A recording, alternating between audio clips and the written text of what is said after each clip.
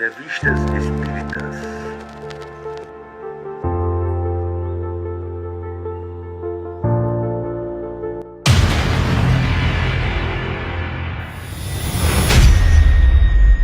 Olá, meus amigos, tudo bem com vocês? Voltando aqui ao estudo da Revista Espírita, de 1858, mês de maio, parte 2. Vamos iniciar hoje sobre as metades eternas, ou cara-metades, ou alma gêmea, né? Muita gente realmente tem curiosidade de saber se realmente isso existe, né? E se é fácil, se é raro. Então vamos ver um pouco sobre isso, é muito importante. Mas antes, a gente vai se iniciar sobre o espírito batedor. Eu vou falar rapidamente, que a gente tinha dito no episódio anterior, que ia iniciar com isso. Então, quem quer, vai lá na Revista Espírita de Maio e dá uma olhada nisso, porque foi um fato que aconteceu na época, muito notório.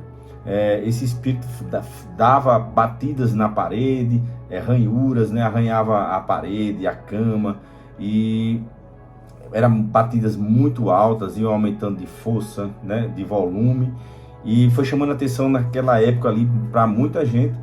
E era um espírito inferior, né? Um espírito batedor ali, que ele obedecia a uma criança, né? A uma menina, e ela começou a dar ordens e marcou uma data, horário, e muitas testemunhas naquela ocasião viram aquilo ali. Então foi um fato que chamou muita atenção.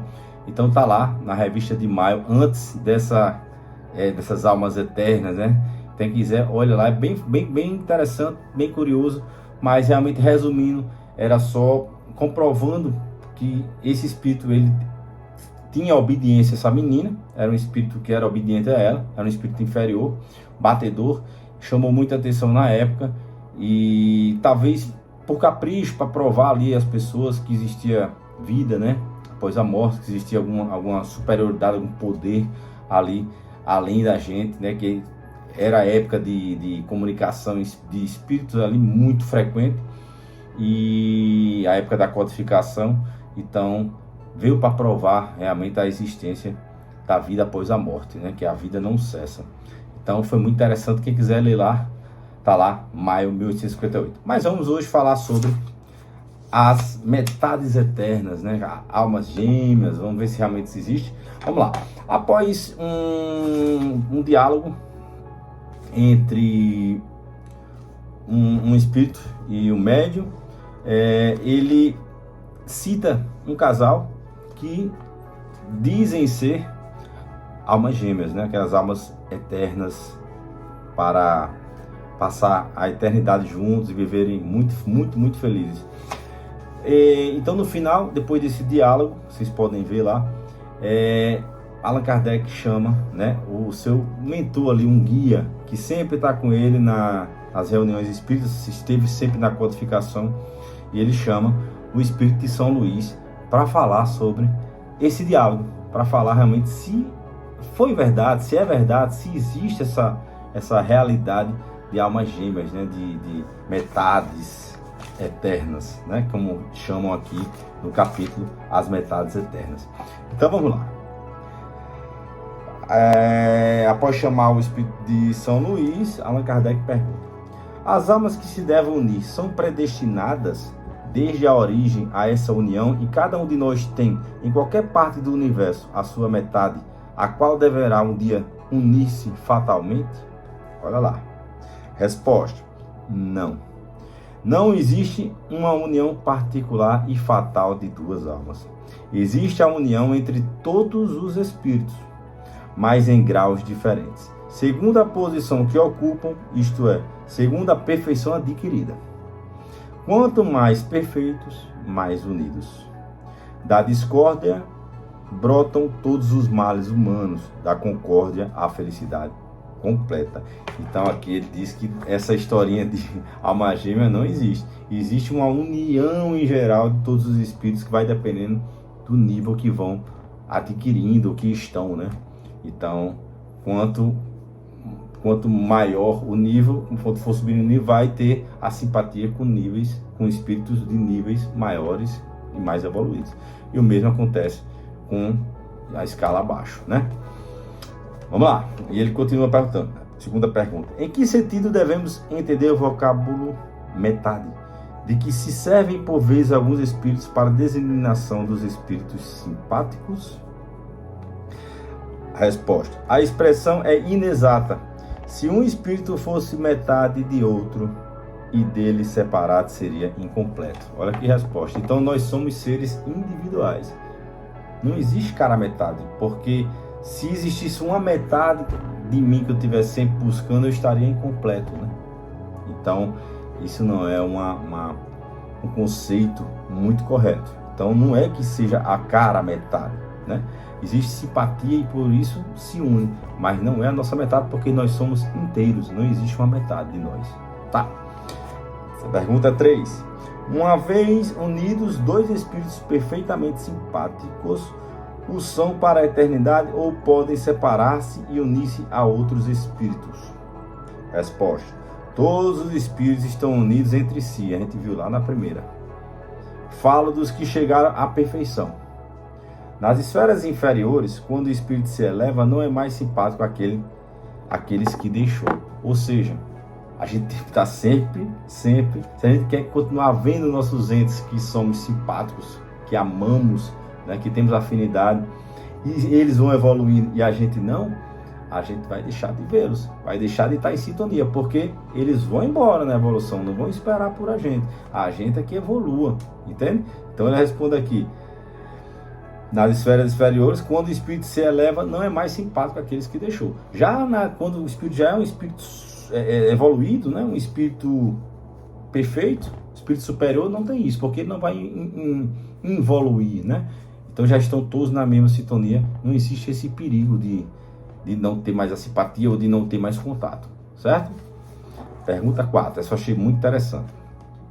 Dois espíritos simpáticos são completamente um do outro, dois espíritos simpáticos são completamente um do outro ou esta simpatia é o resultado de uma perfeita identidade?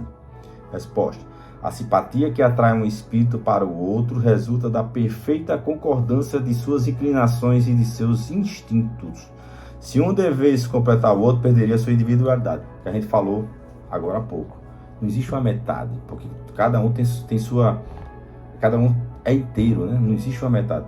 Mas existe uma concordância de inclinações, né? De inclinações e de seus instintos, ou seja, a harmonia, né?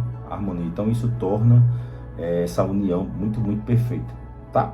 E se forem evoluindo juntos, assim serão felizes até chegar a serem espíritos perfeitos e não mais deixarão de ter essa sintonia. Questão 5. A identidade necessária à simpatia perfeita não consistiria senão na similitude de pensamentos e de sentimentos ou ainda na uniformidade de conhecimentos adquiridos? A resposta, na igualdade do grau de evolução. Aquele que a gente falou, vai evoluindo junto, se os dois forem evoluindo, caminhando junto, serão sempre simpáticos. 6. Os espíritos que hoje não são simpáticos poderão sê-lo mais tarde? Olha a pergunta, legal, né? Sim, todos o serão. Assim, o espírito que hoje se acha em tal esfera inferior alcançará pelo aperfeiçoamento a esfera onde reside um outro. Seu encontro dar-se-á mais prontamente se o espírito mais elevado, suportando mal as provas a que se submeteu, demorou-se no mesmo estado. É aquela coisa. Se a gente estagnou, um espírito afim, né? Um espírito simpático, um filho, uma esposa, alguém que a gente ame muito aqui, um amigo, ele evolui e a gente fica estagnado, a gente vai passar um bom tempo sem contato, sem vibrar, sem estar em sintonia. Mas um dia chegaremos à mesma situação dele, porque todos nós temos o mesmo destino, né? De sermos espíritos perfeitos. Então o que a gente vai acontecer?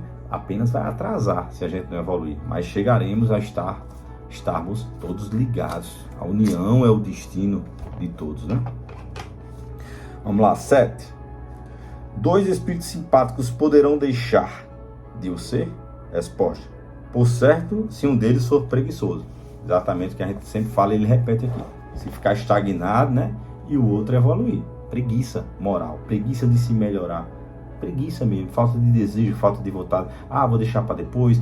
Depois eu melhoro isso. Na próxima reencarnação eu melhoro isso. Eu não tenho nada que mudar, pior ainda. Eu não tenho nada a evoluir. Os orgulhosos, né? Os arrogantes, os egoístas. Isso tem um problema enorme, porque estagna mesmo, porque para mesmo a evolução e fica bem mais lento e mais complicado. Vamos lá. Agora ele faz um grande resumo, muito bacana. Essas respostas resolvem perfeitamente a questão. Vamos lá. A teoria das metades eternas é uma figura referente à união de dois espíritos simpáticos. Essa teoria de alma gêmea é uma expressão usada mesmo na linguagem comum, tratando-se dos esposos e que não deve tomar ao pé da letra. Os espíritos que dela se serviram certamente não pertencem à mais alta ordem. A esfera de seus conhecimentos é necessariamente limitada e eles exprimiram o pensamento em termos de que se teriam servido na vida corpórea.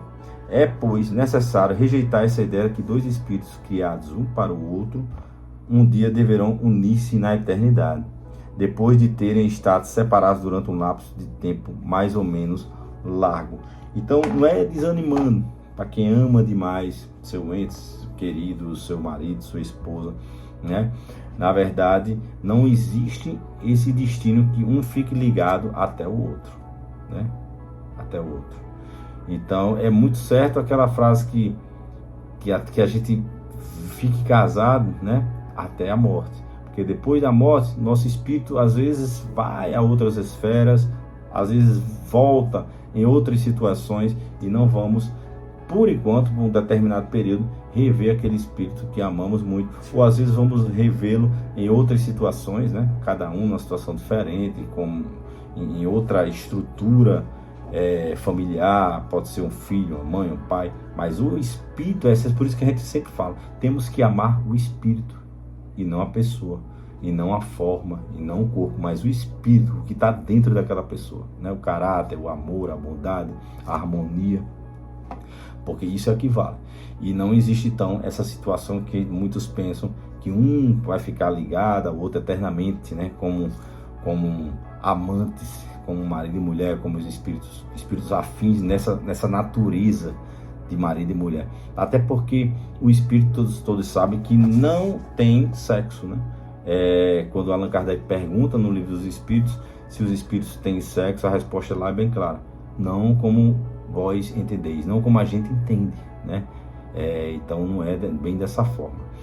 Então o amor, ele une, o amor, ele é eterno às criaturas que são afins, simpáticas e cuidam disso, né? E tem essa relação de harmonia, e isso vai se dar pela vida toda. Alguns dão um passo maior na evolução, outros ficam mais lentos e desencontram-se. Mas lá na frente, a união é o destino final, com certeza. Então vamos cuidar muito bem das pessoas que passam na nossa vida, né?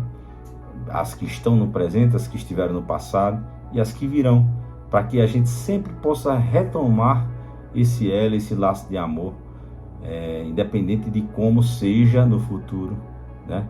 Em outro aspecto, em outra ordem, né? Às vezes como primo, como filho, como mãe, como pai, marido, mulher. Então a gente tem que tratar muito bem e valorizar todas as nossas relações. Pois um grande abraço, até a próxima.